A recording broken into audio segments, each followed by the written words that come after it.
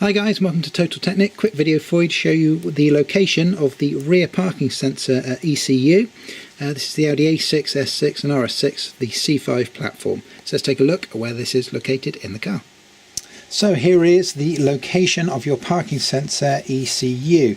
It's actually this unit right here. It's got these two kind of beige connectors coming into the bottom of it. Sits in this this little kind of plastic frame.